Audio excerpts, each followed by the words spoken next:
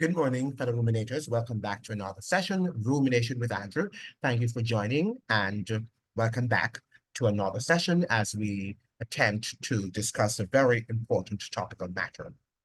Now, this morning, I want to look at the protest yesterday in the Dominican Republic against Haitian refugee camps.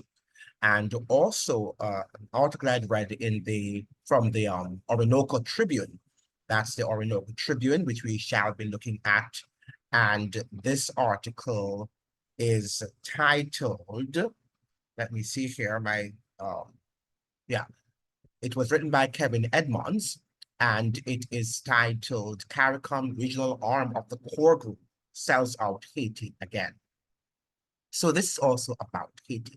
Now, the protest in the Dominican Republic yesterday was also about Haiti because Dominicans are very, very firm, and they are sure that they do not want to have any sort of Haitian camps, refugee camps that is, in their country. And they're sending a message to their leaders, very clear message that, and very clear warning, I should say, that if they do not want to get rid of the Haitians, if they do not want to extract them from the country and repatriate them back to Haiti, it means therefore that the citizens will do it themselves. And when I say they, I mean the authorities, the Dominican authorities. If they do not want to deport Haitian refugees, they, the citizens, will take it into their own hands. That was the message and the warning that were given to the Dominican authorities.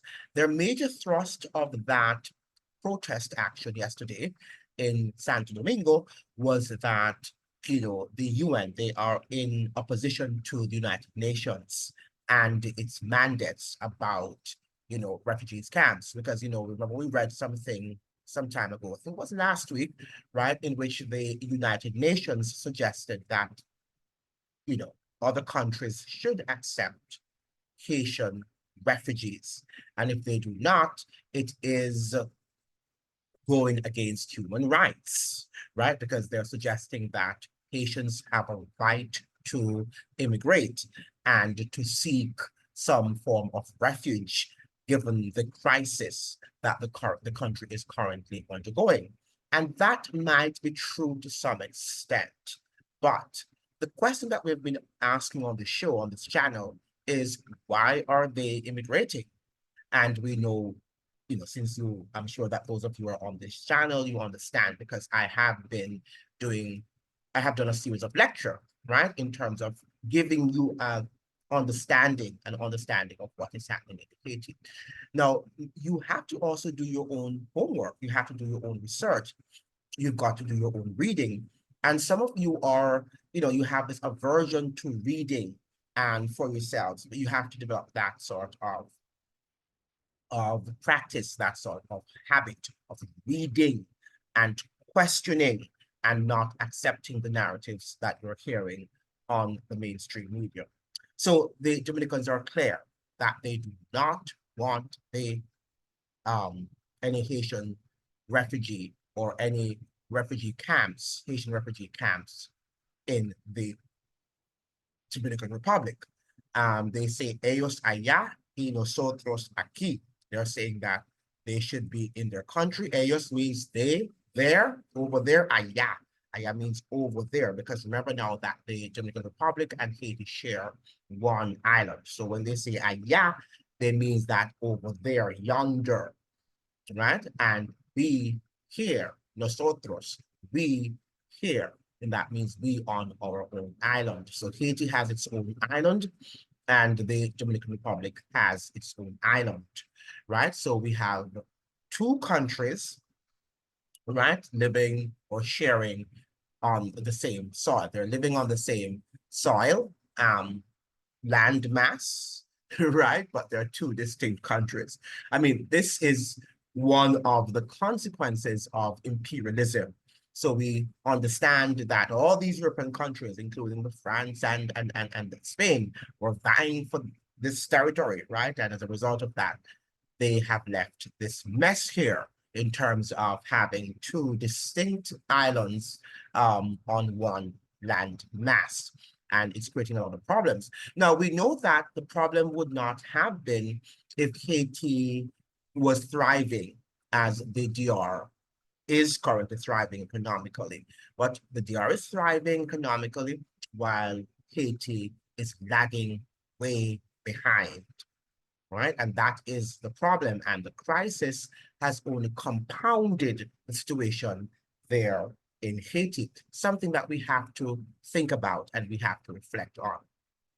The problem is, I am not sure what is going to happen to other Caribbean countries. It seems to me that the members of the Anglo-Caribbean, they have not yet learned or have not yet been apprised of what the agenda is, and that very soon lots of Haitians will be showing up to these countries also, and how will they be able to survive?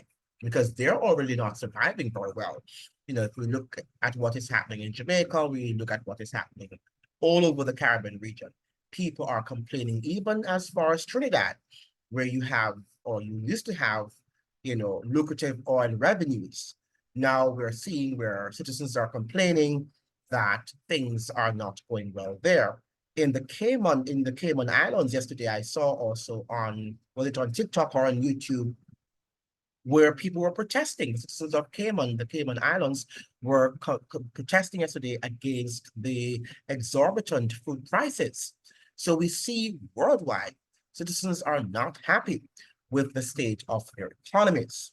Obviously, we were shut down for almost 2 years, so people need to understand that we would have had some form of economic setbacks, but people were not thinking about that while they were going through their period of fear, right? You were not thinking about the consequences of locking down, of having your economies locked down for 2 years, and in some cases more, right? And now we're seeing the deleterious effects that lockdown are having on world economy and domestic economies around the world, something that we need to also do our research on. And I don't think that it's going to improve because productivity has really not gone up. And lots of people have lost their jobs. So we are in a crisis. Not only the Haitians are having a crisis, but all of us are also going through a crisis. The Haitians are having a crisis more so it has been compounded because there is no functioning government there right now. And it's interesting now that perhaps the Dominican march or their protest actions yesterday was set up before, maybe it was organized before we learned that the Presidential Council has been established, because we're saying now that the Presidential Council has been established. Why are they marching? But perhaps their march was already organized. And yesterday, because we learned about the Presidential Council on Friday, so it means therefore that they would have already organized their march. But you know, we can also save our breath, right? Because we know that the Presidential Council is not going to be the solution to the Haitian crisis. It is not going to be the solution to the Haitian crisis. We know that, and I think that the world, the global elites understand that also. But they don't want any solution, you know, to the Haitian crisis. I think what they want is more control. The global elites desire, ladies and gentlemen, more control of everything in the world, right? So that is why they are there. And they're sending a clear message to all of us around the world that they run the show, right? Something that we need to be aware of. And they are no respecter of persons, right? They're only our respecters or respecter of wealth and people, you know, and dominating that wealth that you might have in your country. That is what it is all about. And we see the media, you know, for example, the United States left-wing news media houses, every day they're screaming about racism and they want equity and liberty and all of these grandiose objectives and plans and agendas that they want because they want a race-free, a race-free society, a society in which racism doesn't exist. But how are they going to get that when they themselves are racist? The media houses themselves in the United States are racist, and they use a lot of racist epithets you know, and also treat other peoples, the way how they report about other cultures and ethnic groups, they themselves, do not exhibit or display any sense of respect for, let us say, the other, as they like to say, right? The other, as if they are normal people and the others are the other. Doesn't make any sense, because these people are just ordinary people, just like anybody else in the world. But the fact of the matter is that they have been brainwashed, and that is how they think they should behave, like robots. But the fact of the matter is that we are living in a world in which we have to get our act together. And we've got to do so by researching and trying to come to an awareness of the truth, not the facts, but the truth. We should garner as many facts as we can so that we can arrive at the truth, because it's only the truth that will set us free. The facts are not going to set us free because facts are here and facts are there. And facts can also be opinions in terms of opinionated facts, because you can have evidence that suggest or corroborate what you think are the facts, but they might not be true. And that is what we've got to understand. Facts are not necessarily truth. They can be truth, right? And they can help you to get an awareness, to arrive at an awareness of the truth, but they are not necessarily the truth. So when we hear people are saying that they just want to know the facts, I say, I want to know the truth. Yes, I'll compile all the facts and look at all of them to see if they are consistent. And then I'll try to ask God, who is the source of all wisdom and knowledge and understanding, what is the truth? Having compiled the facts, then you ask God. God does not want lazy brains. He wants us to use our brain, or the brain that he has given us, to think. And then after having thought, because we don't know everything, and we can't see all the perspectives and the thought processes that go into everything, but God can, right? Because he has an all-seeing eye, then he's able, after we have done our work, to enlighten our minds as regards the facts, right? Not the facts, but the truth, because the facts are what we should be working on, right? And reading and analyzing, assessing, and formulating also groups that will help you to understand, because a lot of you have a lot of these friends and they're not helping to build you up and to help you to understand the world. What books are you reading? Some of you are reading the books that your friends have suggested, and sometimes they may not be books that you should be reading at this moment, right? Because you have to rate your books that will help you to understand the times in which you live. And one of the books I've suggested here is the Bible, right? That is the word of God, and particularly the books of Daniel and the Revelation, which give you a good understanding of history and prophecy, what will happen in the future. And you will see the connections if you study, but you have to study diligently. It's not going to come just sitting one time or two times and you understand. It doesn't work like that. It takes you years. I have been studying these things since I was perhaps 12 years old. Yeah, studying prophecy. And I understood the spiritual aspect of it. But, later years when I went to university, when I was in my 20s, I started understanding. I read books, a lot of books that were not prescribed by the studies I actually was pursuing. I saw that there were things in my studies that were questionable, and I began to read other books to see if I could come to a sense of awareness. So I understood by then, by age 30, I understood politically, a lot of what we have learned in our mainstream study, in our mainstream education system, are lies, are built on lies, and they're not necessarily truth. We have some half-truths. Don't get me wrong now. There are some half-truths, but they are mixed with a lot of lies, and the conclusions are generally lies. So we need to try to unlearn and to extract all of these lies from our minds and begin to relearn, to re-educate ourselves, as it were, to understand what is truth, and particularly how this world um, functions, how it operates, because a lot of us don't know, including your professors, don't understand the way in which this world operates.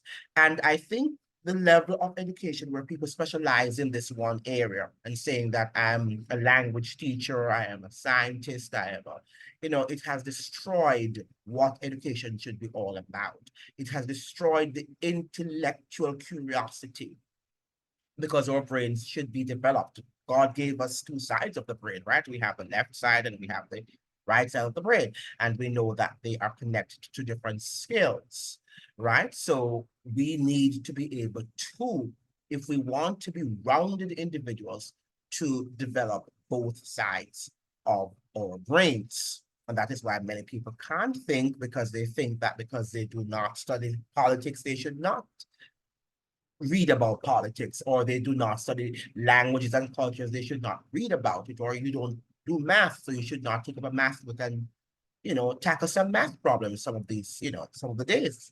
Try to do some math problems so you can develop that side of the brain. Right? This is what we have to do. It's not an easy thing to do, but we have sometimes to do this to challenge our brains to think and to exercise the muscles of the brain. Because just like our physical body, if we do not exercise our muscles, then they're going to be weakened, right? And then we will not be able to walk and to move and to do physical activities that we would like to do. So if you're not also exercising the muscles of the brain, right, then you are not going to be able to think the way that you should think. You won't be this deep, broad-based thinker, right, that you need to be. You need to have that sense of intellectual curiosity, where everything you are questioning and you are trying to connect the dots, not because others are saying this, that, this is so, because you have come to a sense of awareness and you understand that this is so. Oftentimes, and even in universities where I have taught, people think that they should, align themselves with the majority, because the majority says so. That means that it is correct. And oftentimes it is not correct what the majority ascribe. That's the truth to which they are, they've wedded themselves, right? A lot of times it's not true, right? And it's time now for us to move ourselves away from this racism.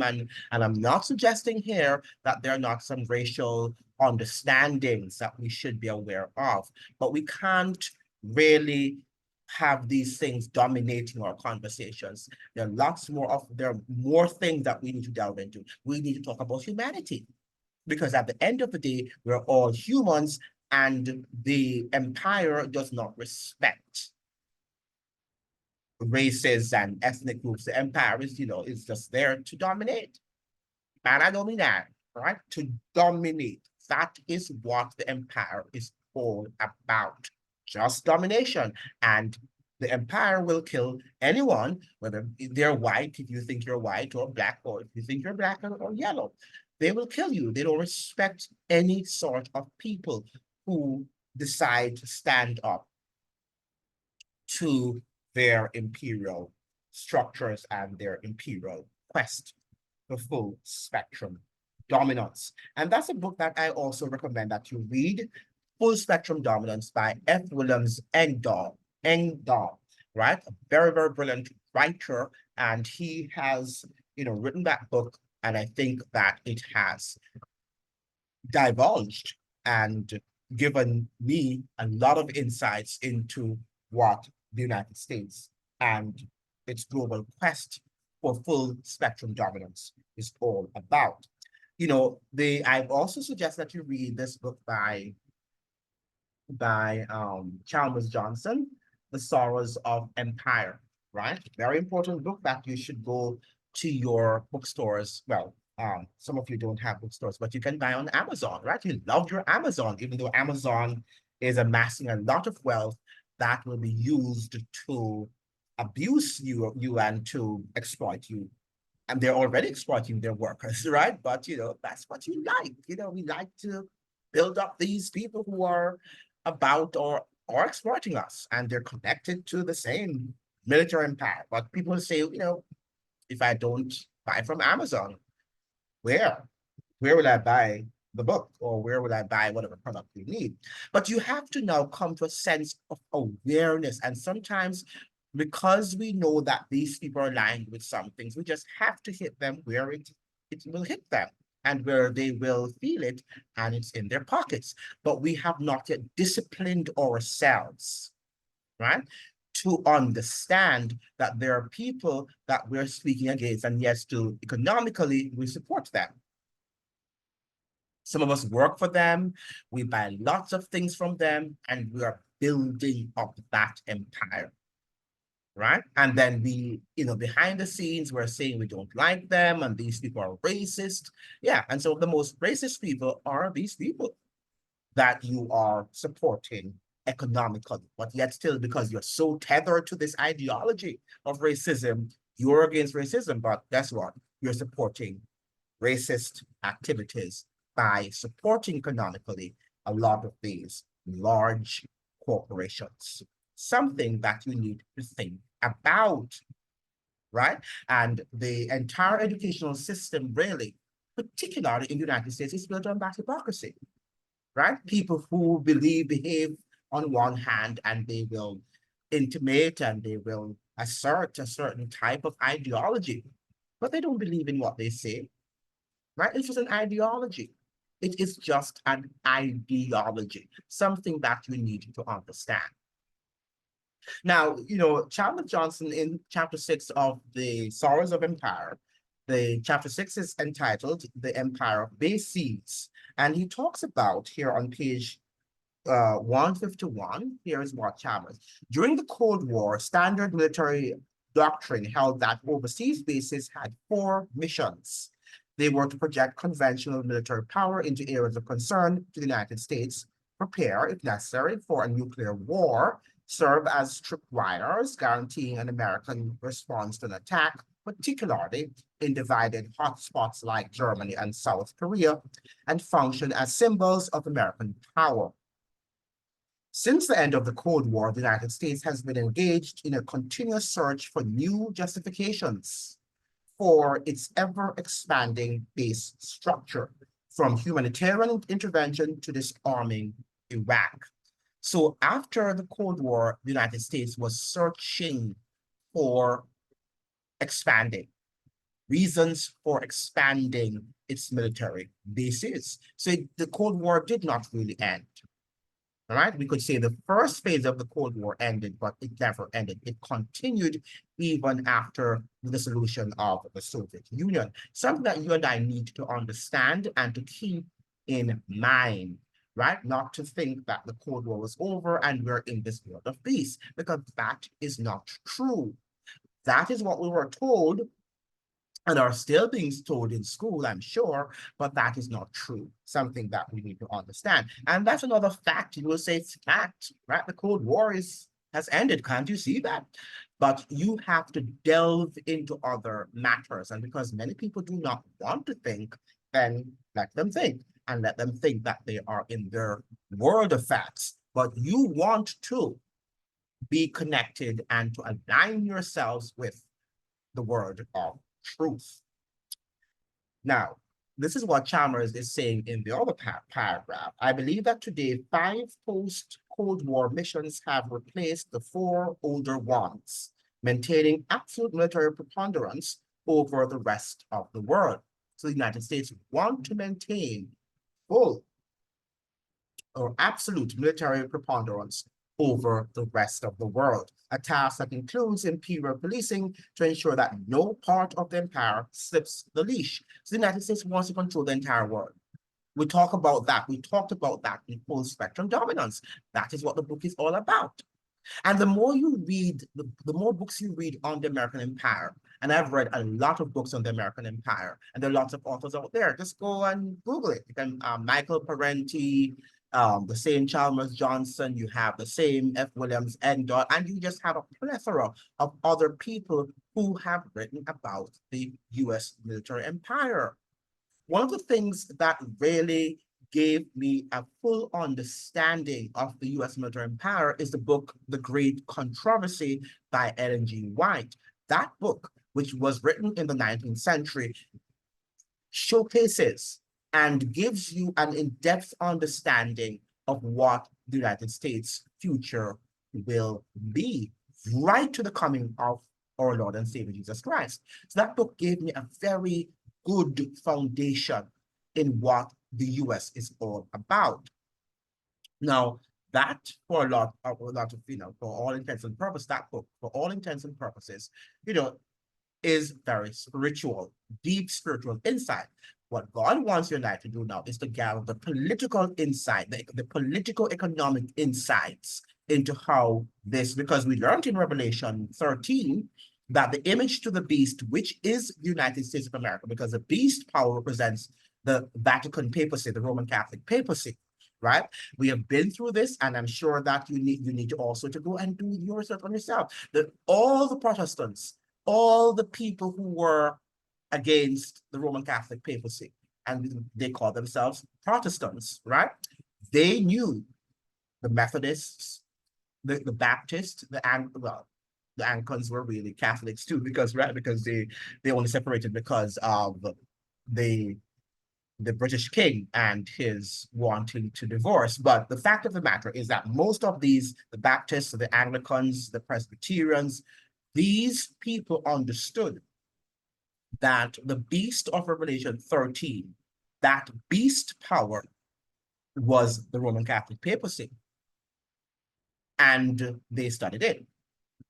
They did not know, the Protestants in Europe did not know at the time that the United States would have eventually become the image to the beast, because that power would have been developed afterwards, right? But no power, the power that came up immediately after the beast power was wounded, because the Roman Catholic power, as the Bible says, would have been wounded, right? It received a wound, but that wound will eventually be healed.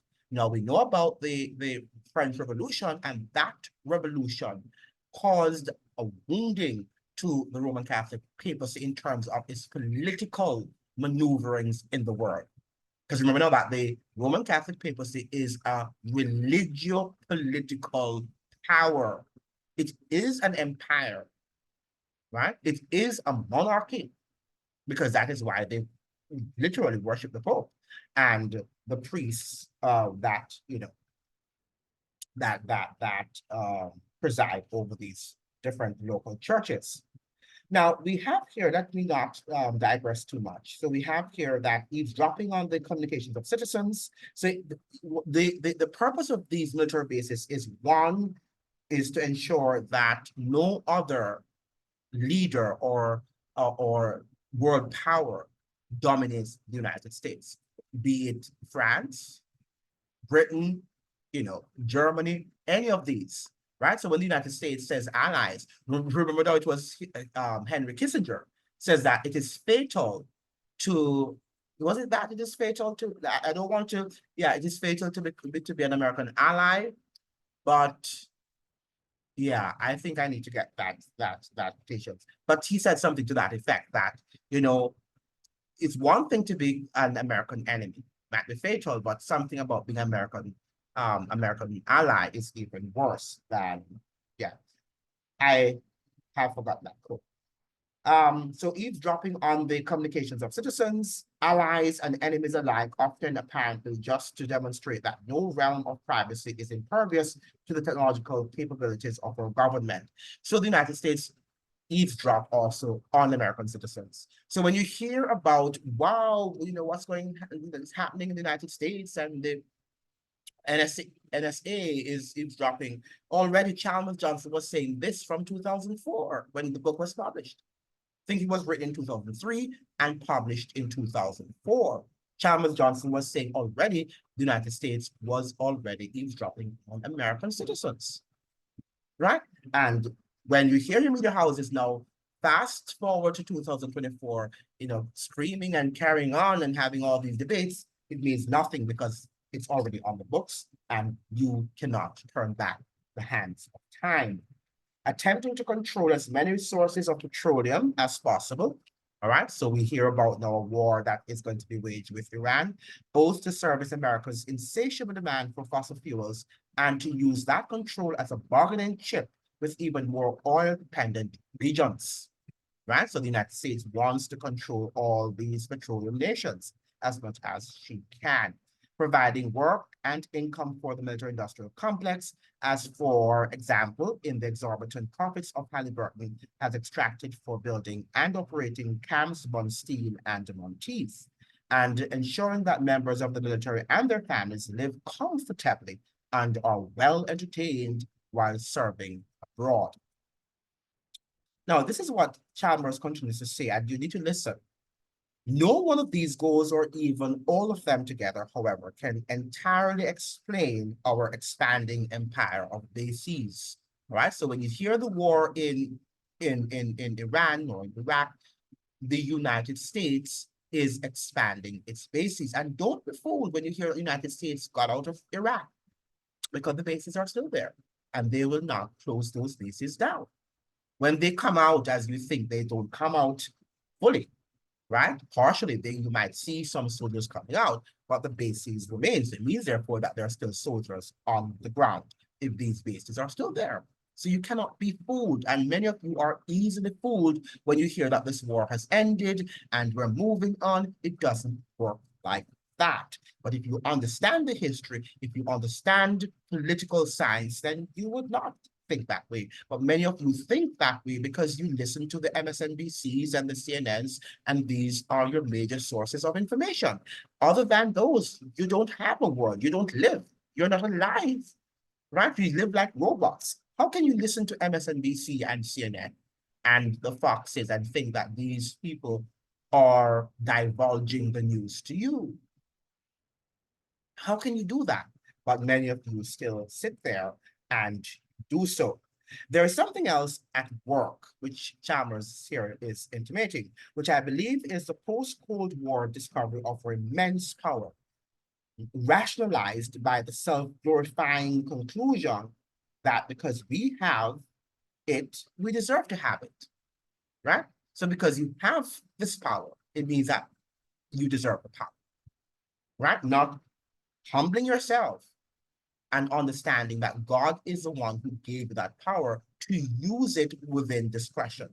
But you are saying, I have it, therefore I can do whatever I want to. It's like when you get money, right? God gives you some money, access to, loads of money, right? Or a good amount of money.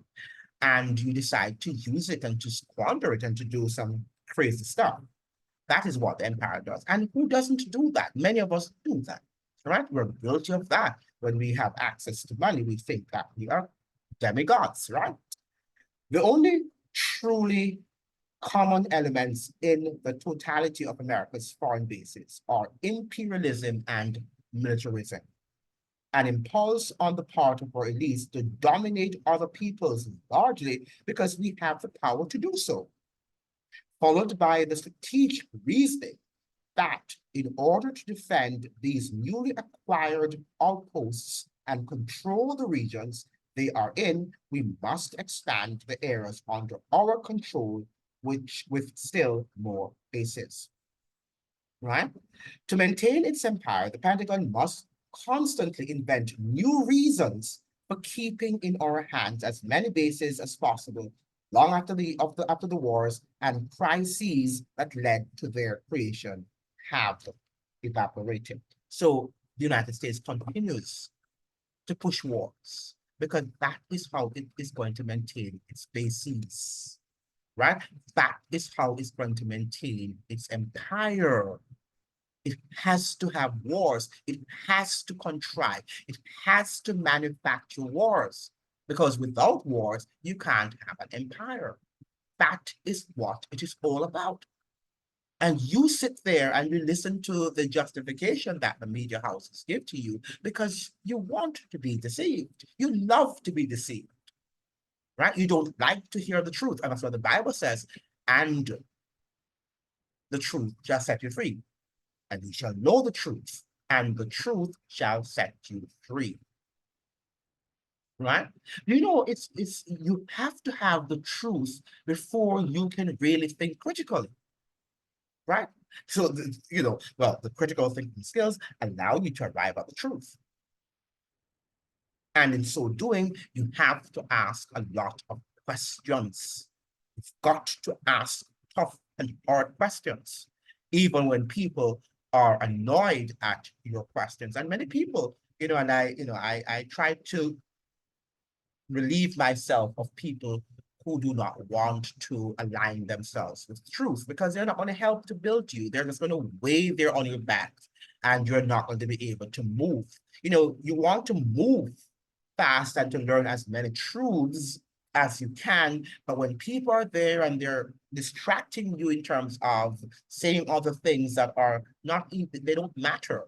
They're not of any great importance, you have to get them off your backs. It doesn't mean that you're going to be their enemies, but you have to move away because they're going to load you down and your mind will not be able to function the way in which you would like your mind to do. Now, let's go now to the article that we were going to look at because I think I've spoken a lot. Hope you've gotten the message that I came here to divulge. Now, let's look at let me share my screen with you and look at this article quickly. Why am I going on other icons here? So let me just share my screen here and see if we can get this on the screen. Right, so we have here, this is Caricom regional arm of the core group sells out Haiti again. And these are the people. We have the Mia Motleys, and I think you have the foreign minister here, the Jamaican foreign minister. And here is Irfan Ali, who is the prime minister of Guyana, and some other CARICOM members along with the core group, right? They're here. And these are the Mia Motley and CARICOM leaders. So she is an interesting character. She's actually the leader of the Caribbean, as it were, right? I think she and Jamaica's Andrew Holness are vying for the leadership of the Caribbean. Yeah.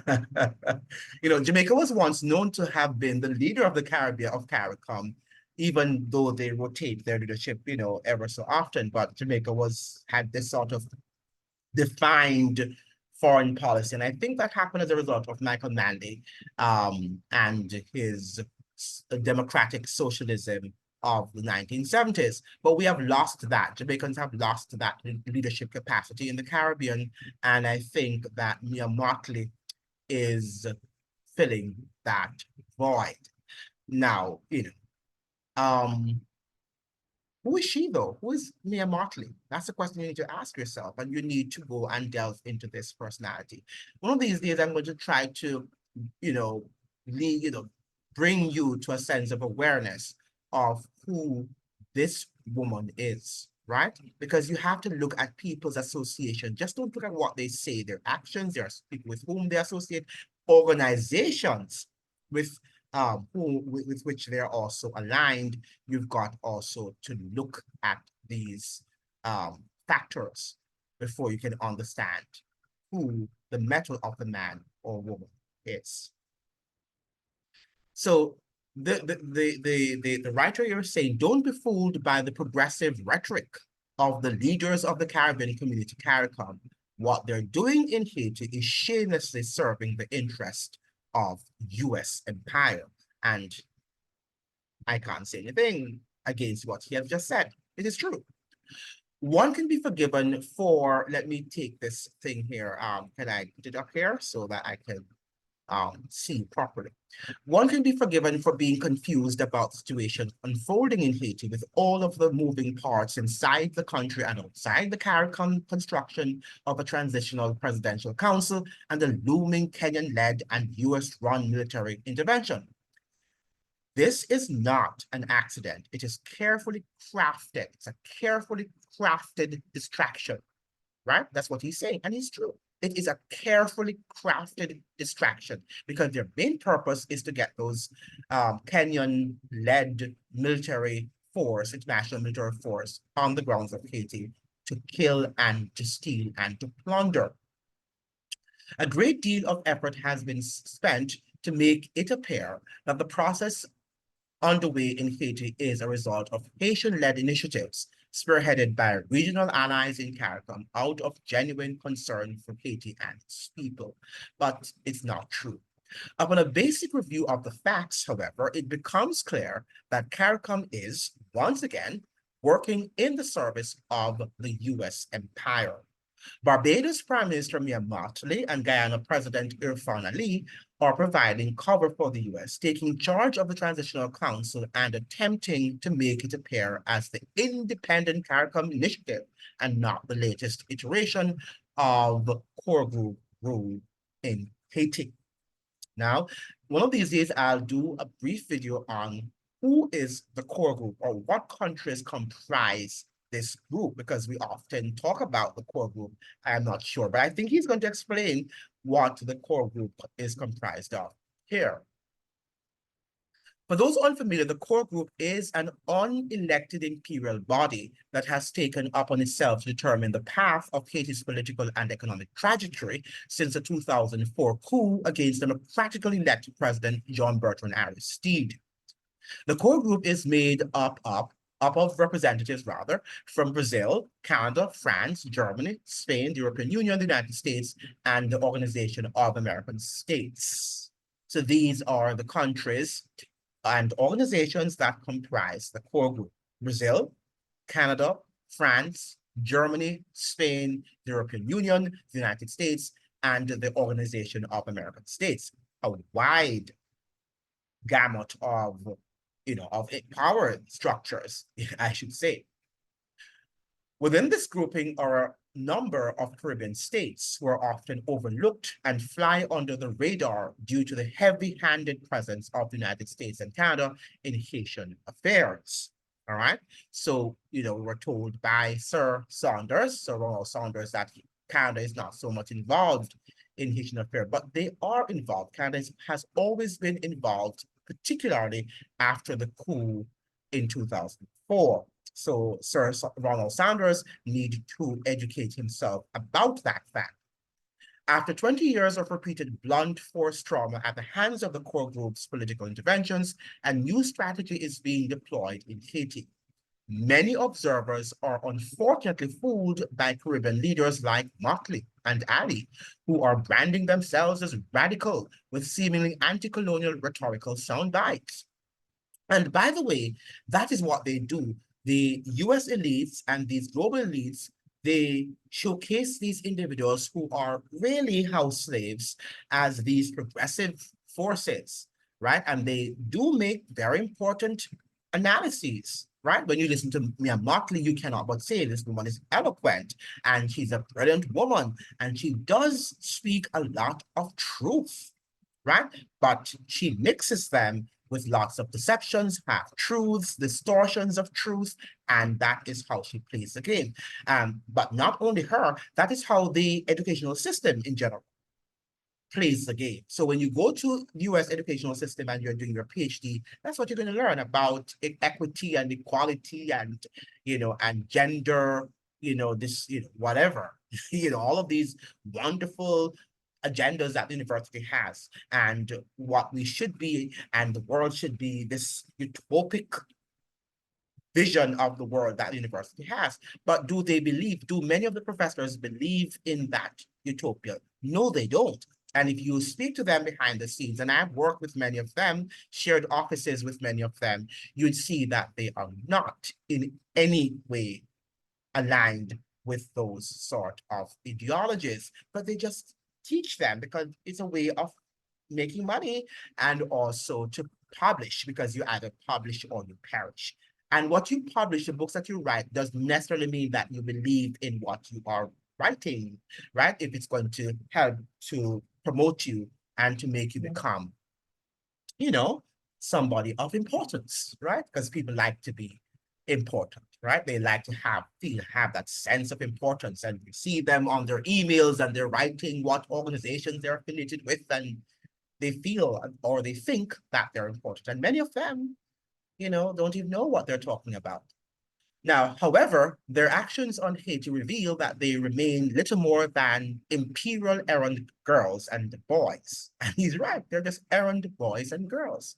Because directly behind them, the core group is openly funding, providing military training, and diplomatic support for this supposed Caricom-led intervention. And that's what we learned last week, that Jamaica is the ground.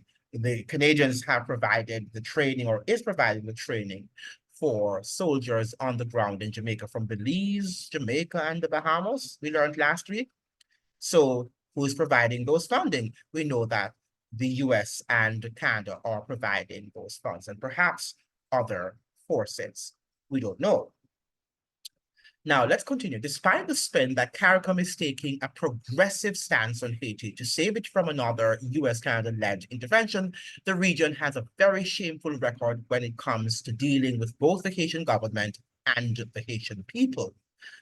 Well, I think he's being a little bit acerbic here and harsh, but yes, to some extent we have had, but I think the Caribbean to some extent have or has, the different countries of the region have really tried to shield Haiti away from, from exploitation. And that's one of the reasons why P.J. Patterson, give him his credit, Mr. P.J. Patterson from Jamaica, allowed Haiti to join CARICOM in 2002, right? Because he wanted Haiti to be a part of this group that perhaps he thought at the moment would have shielded Haiti from US exploitation, but it didn't, because we know that at the end of the day, the US runs the show.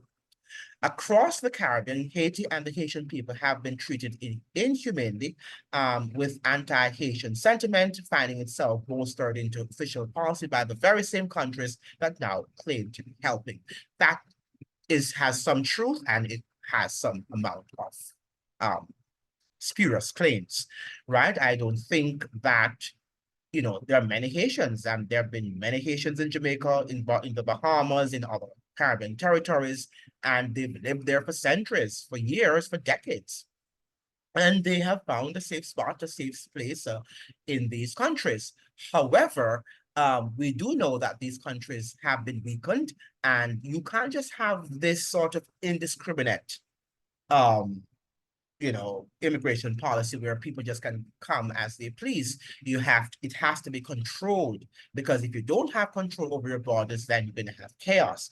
And this is what I think the Dominicans are saying, right? The Dominicans are saying that we cannot have this indiscriminate Haitian refugee camps here, where we just have loads of Haitians coming to the country and it's not controlled. There has to be some element of control over the number of immigrants to any country, because then you're going to have reigning chaos. So I do not agree 100% with what this writer is saying, and thinking that, other Caribbean countries have this anti-Haitian sentiment. I don't share that with him, right? What I think the Caribbean people are saying is that you can't have loads of these people coming into the Caribbean without any sense of control over the number of people that will make up these Haitian refugee camps, right? And that is an agenda of the United Nations, and they need to take care of their agenda.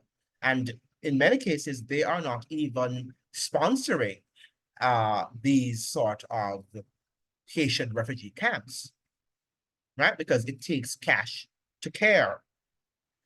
The Jamaican government has admitted to not wanting to be faced with an avalanche of Haitian refugees, has been critiqued for its policy of forcibly returning Haitian asylum seekers, and has returned boats containing Haitian refugees back to Haiti. Guyana faces potential international sanctions over its respective treatment of Haitian refugees in a case recently reviewed by the Inter-American Commission on Human Rights. So this person is aligned with the International Commission on Human Rights. And these people are hypocrites, I must say. So I don't respect anything that comes from them. I respect human rights, but I don't respect the organization that, tries to defend human rights, because oftentimes they are hypocrites. Haitians in the Bahamas, numbering an estimated 70,000, close to 25% of the population, face systemic discrimination, are repeatedly targeted by the Bahamian government as a scapegoat for a myriad of problems, and are condemned to terrible living conditions. In 2021, the United Nations called the Bahamas to cease plans to bulldoze a community of 600 homes which housed Haitian migrants. This was after repeated attempts to bulldoze communities in 2018 and 2019 after Hurricane Dorian. Now, that's what always happens when countries are poor and the state is not functioning effectively, because that's what happened also in Europe. When the Italians went to the United States and Germans and other groups went there first, they were also discriminated against, the Irish. Right? So we have to understand that it's not just because they want to discriminate against them, it's because they think that they are challenging and they're competing against work opportunities, job opportunities in these countries that are also limited. And people are feeling it and they're wondering how is that the government is helping, foreigners, immigrants, refugees, and they're not helping their own people. And this is what is happening. If our economies were stronger, I do not think that they would be discriminating against them. And the same thing is also happening in the Dominican Republic. Sometimes they say it's just racism, and because Dominicans don't like people who are, predominantly of African descent, if you will. But sometimes it's not that. Sometimes it's just that the people think that they need also their government, their local government needs to take care of them and not just be having all of these immigrants coming to the country and they have to compete with them. And in many cases, it lowers wages, because if you can get a cheaper wage laborer, then you're going to opt for that person, and you're not going to select or choose someone from your own population, right? Because they demand more money, or they will demand more money. So while individual Caribbean governments have terrible records towards Haitians and have long viewed, I don't think that is true, right? I don't think, and I'm not pro Caricom and what they're doing at the moment. I'm pro Caricom if they behave well, right? But I'm not pro Caricom in light of what they're doing now. But I do not think that the Caribbean region has a terrible, including Dominicans to some extent. I think that a lot of Haitians have been here for many years. I think sometimes we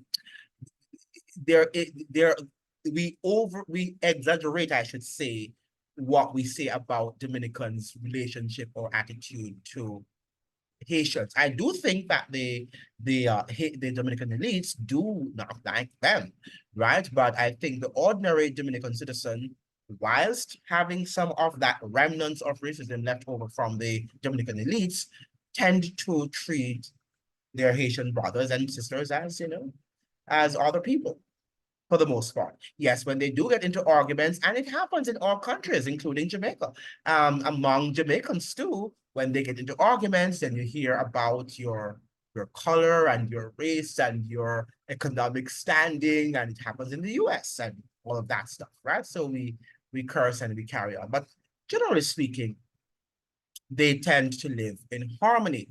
The problem is that now all of these economies are now, they're not as strong as they used to be, and citizens are concerned. They are preoccupied with what is happening around them, and they feel threatened when they see other people coming and eating up the limited resources that they have in their countries. Caribbean leaders are now taking their reactionary politics directly to the country through the Caricom-led Transitional Council, which is little more than a front for the core group.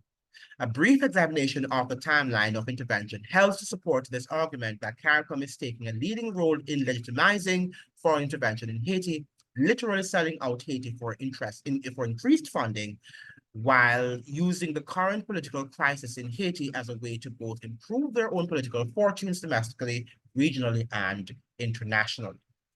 On February 14th, 2023, CARICOM leaders met with Canadian Prime Minister Justin Trudeau, right? So there is a history before they actually met in Kingston on March 11th. And the Assistant U.S. Secretary of State, Brian Nichols, in the Bahamas.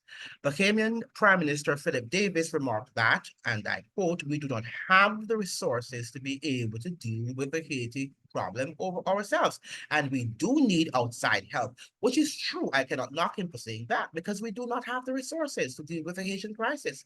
The Caribbean islands do not have the resources. He is right. You know, whether or not he's being sincere here, the words that he has uttered, right, is correct. It's 100% accurate that we do not have the resources to deal with the Haitian crisis. Urging Canada and the United States to come to the fore to help. I would say the same thing. And I'm not pro what the US is doing or pro what Canada is doing. But I would say to them that you are the ones who need to help. You are the ones who need to give, because you are the ones, the primary actors who are causing the crisis, who are compounding the crisis in Haiti, right? So they need to be the ones to provide the resources. So I cannot blame CARICOM for saying that, right? I cannot blame them. I'm not sure if that's what the writer here is alluding to. Following that meeting in the Bahamas 2 days later, on February 16, 2023, it was announced that Canada would provide $44.8 million in new funding for CARICOM initiatives. Now, this is where things can go amok, right? Where we take money and then you have to make compromises that will affect your integrity. Yes, right? That is where now the rubber hits the road. And yes, I can see where he's going now with this, right? Because when you accept money from people who might not have any interest, who might not be people of integrity, then you're heading down a dangerous road. On February 27, 2023, Jamaican Prime Minister Andrew Holness led a one-day CARICOM special mission to Haiti to speak with a variety of Haitian stakeholders to get a better understanding of how to move forward out of intersecting security and political crises. At the time, the focus was on supporting the Haitian National Police, but the press release also stated that there was an effort underway to engage with African support for Haiti in combination with continued influence of the US and Canadian governments on Haiti. In May 2023, CARICOM announced the creation of an eminent persons group made up of former leaders and CARICOM representatives to engage with Haitian stakeholders. Over the next 6 months and several visits, CARICOM would table a proposal which would see Ariel Henry remain in power for another 18 months while elections were organized, right? So this is what they did. While this was happening, the first Canada CARICOM Summit was held in October 2023, during which Canada committed $85.7 million to various CARICOM initiatives, and also committed up to $58.5 million to the Caribbean Development Bank. Now, this is where now we're going down on the dangerous path, right? Or the dangerous road, because when they give you all this money and they're making contributions to your banks and so forth, you know that that is not going to be good. And some of our leaders are going to be bribed, and they will accept bribery so that they can push their agendas, right? So there are many agendas in this one agenda. The government of Canada also noted at the summit that since 2022, it has committed more than $300 million in international assistance to respond to the crisis in Haiti. Putting this into context, as the statistics on the top recipients of Canadian foreign aid are infrequently updated and do not include military aid, Ukraine would be a clear first with over $3 billion committed for 2024, according to Global Affairs Canada. This funding would place Haiti as one of Canada's top foreign aid priorities, ahead of Ethiopia, Afghanistan, and Bangladesh. Very interesting. Why are they having Haiti? Why is Haiti so important to Canada? On February 27th, 2024, Canada announced that it was providing a $120 million loan to the government of Guyana and an additional $39.2 million in funding for Haiti, Belize, Dominica, Grenada, Guyana, Jamaica, St. Lucia, St. Vincent and the Grenadines, and Suriname. Right? So they're providing all of this money. For what? Let's continue.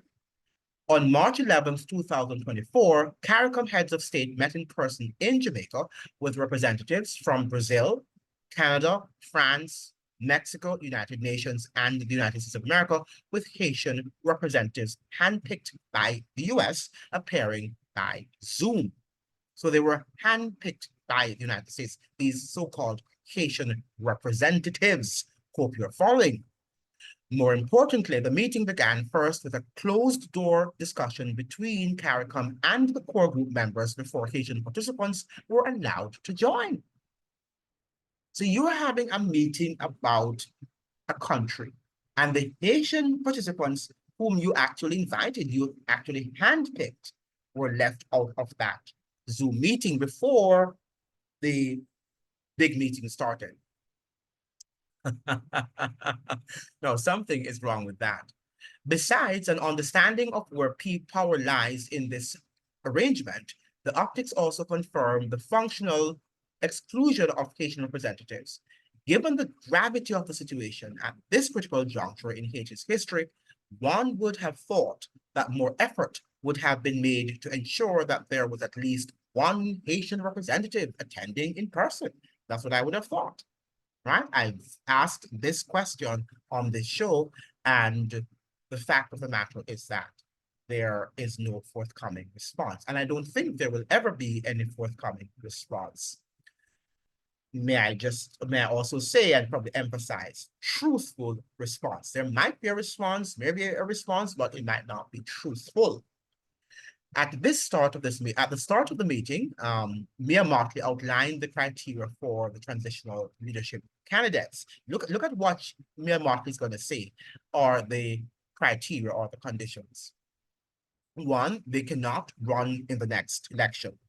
2, they cannot have been indicted or convicted of a crime in any jurisdiction. 3, they cannot be under UN sanctions, and most egregious, 4th, they must support the multinational security support mission to Haiti, right? These are so they must support the multinational security support mission to Haiti. So this is not democratic in any way. This presidential council is not democratic because the criteria would have been made. And what if the future president does not want to have a multinational security mission, multinational security support mission to Haiti, right? What if they do not want to have that security mission to Haiti? Means that they must. They don't have an option here. By any standard of evaluation, to believe that there is a legal basis for the multinational intervention in Haiti requires Olympic-level mental gymnastics and a blatant disregard of even the most elementary principles of international law and national sovereignty, and that is true. But the day before, on March 10th, Motley met privately with Trudeau to speak about Haiti and the necessity of reaching an agreement in order to deploy the multinational force. You could see that Motley, when she was in Jamaica, and they sat around the table, and even though Irfan Ali is the current chairperson or chairman of Caricom. She was the one who was dictating to him what he should do next. And it's almost like they were following this playbook, which they always do, by the way. They have this playbook and they are instructed on how the show should be run, right? And she was the one, she was the voice of what was happening in Jamaica. And you could see also that the Prime Minister of Jamaica was not particularly happy with the fact that she was running the show there on the soil of Jamaica at that Caricom meeting that was held on the 11th of March, right? I sense this tension in the room. Now, on March 30th, it was announced that Canada would be training an estimated 330 Caricom troops from the Bahamas, Jamaica, and Belize. Barbados has also confirmed that it will be supplying troops to the mission. So, where are they being trained? Where are the Barbadian troops being trained? In Barbados? Perhaps that's where they're being trained. The training will take place at Canada's Operational Support Hub, which is Canadian jargon for military base, which was established in Jamaica in 2016. Right? So this was established in Jamaica from 2016. These guys do not play. These guys are serious. And I have been telling you that. You are just looking and responding. You are just reactive to what you hear on the news, but you do not understand that these things are sometimes planned years in advance. Right? And the Canadians have a base in Jamaica. Right? And what's her name? Jemima is on record of saying, Jemima Pear, that is, she's an associate professor at the University of British Columbia in Canada. And she's on record of saying that the United States, one of its agendas or one of its plans is to militarize the Caribbean. And it could be that this is the agenda, right? They are actually militarizing the Caribbean, while people think that this is only a Haitian crisis, but this is a Caribbean problem because you and the entire territory will be militarized. Canada has also committed $80.5 million to the Kenyan-led mission, and the US has promised another $300 million. One of the things you need to understand clearly, when wars happen and these military bases are set up, they never leave, right? And a lot of times they are expanded upon, right? So when we think that this is just going to be to solve a Haitian crisis, which I don't think that's what it's about, but that's what you think. So let me just expound on what you think. Then you must understand that this is going to be permanent occupation, right? A permanent occupation. Just that you understand, you need to get your acts together and understand that this is not just about solving a Haitian crisis. Yet out of this setup, we are supposed to believe that Caricom is an independent partner, right?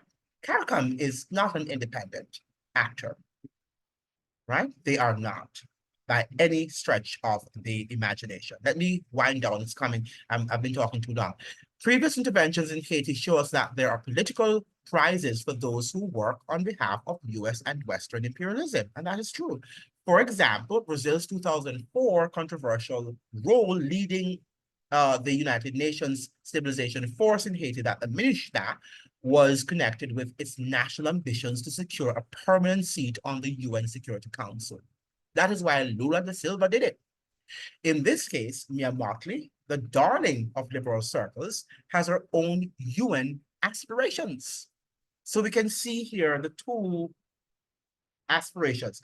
It doesn't mean, therefore, that she'll get the position, as Lula da Silva, Brazil, did not gain. I don't think they got the seat on the UN Security Council. Somebody could correct. I don't think that Brazil won that position.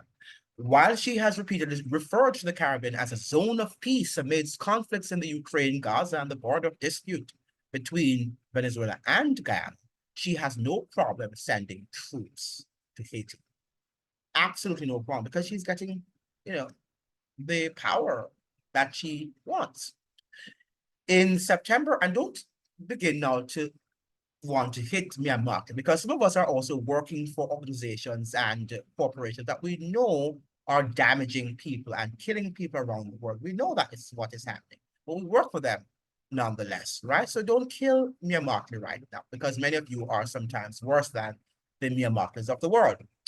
In September 2023, CNN reported that when asked last week if she will run to become the United Nations next Secretary General, Prime Minister Mia Mottley of Barbados gave a thumbs up, smiled, and walked away, because I'm running to become the next UN General Secretary. Unofficially, however, UN insiders say she's a likely front runner. As demonstrated by Keston K. Perry, I need to read this article by Keston K. Perry. Mottley is part of the Caribbean's Miss Leadership class, which uses that many see as refreshing and progressive rhetoric to push through what are ultimately regressive policies. So that's what she's doing. She's being used as pushing all of these progressive ideologies, but at the end of the day, the policies are regressive. She can now take credit for forcing an unpopular, even illegal foreign intervention in Haiti. In the case of Guyana's Irfan Ali, he is being increasingly courted by the United States as an important nexus in the shifting geopolitical calculations of Latin America and the Caribbean. So whilst he was on record of putting the BBC's reporter in his place when they were talking about oil in his country, at the same time he's being used by them. So he's making these wonderful statements and these wonderful progressive statements, and people are saying, wow, didn't you hear him say to the BBC's reporter that, oh, you guys have had your industrial revolution, we need to have ours, right? And all of these wonderful statements that he made, but behind the scenes, he's working for them, right? He's working for them. And that is what you and I have to understand. With traditional US ally Columbus seeing a leftward political shift from its far-right stance under Alvaro Uribe, oil-rich Guyana seems like a logical and strategic choice from which to extend its influence as seen by December's border dispute with Venezuela. So that's interesting. Yeah, when the border dispute happened, I thought the US was using it to control that, you know, part of the region. The supposed Caricom-led initiative cannot be seen as separate from the long and damaging record of imperial intervention in Haiti. It is clearly a Trojan horse that Caribbean leaders are using to force through the core group's Kenyan-led multinational force into Haiti. We should remember how terrible the last invasion and occupation by MINUSTAH in 2014-2017. This invasion was done with more than 10 times the size of the Kenyan force. There were many reports of extrajudicial killings under the pretext of fighting gangs, a broad failure to protect civilians, a cholera outbreak that claimed the lives of thousands, and widespread sexual violence. What MINUSTAH showed was that the military intervention did not stabilize Haiti. It diverted billions of dollars away from the Haitian state that could have gone to fund the domestic police force and vital infrastructure. Legitimized and propped up the kleptocratic core group puppets of Michel Martelly, Jovenel Moïse, and Ariel Henry, and set Haiti on this current trajectory, right? So the billions of dollars that they spent in Haiti under the MINUSTAH did not help the situation. And remember that the MINUSTAH was the UN-led, it was a UN-led army, if you will, right, that they thought would have solved the Haitian crisis after the ousting of the democratically elected president, Jean-Bertrand Aristide. Right, so these are how these guys play the show, and they run the show, right? They run the show by being criminals, because that's what they are. Caricom and Caribbean leaders should know better, but they are instead willing accomplices of empire selling out Haiti for crumbs, right? They're selling out Haiti for crumbs. But isn't that what how the world runs, right? That's how the world goes around. You sell out your brothers and your sisters for crumbs, right? That's why you had the house slaves and the field slaves, right? And many of you too, in your organizations, that's what you do. Sell out your brothers and sisters for crumbs so that you can move ahead, because that is what it is all about, the survival of the fittest, right? And when you begin to run the race, at the end of the day, it is he who wins that is going to get medal, right? Everybody that runs is not going to get a medal, right? It is he who wins the race will ultimately get the enviable medal, right? And that is how our prime ministers and presidents of the world view the world. So they're running the race so that they can get their prize, and they don't care about you because you might not be able, all of us can't get a prize, right? That's the whole thing. When you go to the Olympics, right, everybody cannot be medaled, right? Everybody cannot receive the gold, the enviable gold. Only one person can receive that gold. And that gold is going to be given to the healthiest and the fittest and the one who will ultimately win the race. The United States of America believes that it is the fittest world empire in the world. And it means, therefore, that it thinks that it should also get the booty and all the gold and all of the natural resources that the world has. That's its quest for full spectrum dominance. And whether it's Haiti or it's Jamaica, or it is Guyana, or it is Trinidad and Tobago, or it is Britain, and including the states in the United States, the US is suggesting to us that whether we like it or not, it is a global empire. And whether you like it or not, it has criminal elements to this global empire, whether you like it or not, that many people will die because of this global empire. And whether you like it or not, it will have to bribe your prime ministers and your presidents so that it can achieve its purpose and its quest for full spectrum dominance. Hope you have learned something from this presentation. And as much as I do repeat a lot of the stuff that I share with you, that you are doing that research and that your memories can be jolted when you see a lot of the things that are going to happen in the world, because there are some frightening things that are about to unfold in this world that will really make you shake within your shoes, right? This is just the beginning of SARS. We have not seen anything yet. We have not seen anything yet, but we have begun to see that the United States, as the Bible suggested, is beginning to speak like a dragon. And the dragon is a symbol of the devil, right? The dragon in the Bible is a symbol of the devil. And we're told in the Bible that the dragon, the devil, Satan and his angels have no good in them. There's nothing good in their mind or in their agenda. Absolutely nothing. It's all evil. And the US has begun to speak like a dragon. Well, well, what are you going to do? What are thou going to do about this reality? Thank you so much for joining. Hope that you will join me in another video, another day, another time, when we will attempt to discuss a very important topical matter. Have a great day. See you then. All the best. Bye.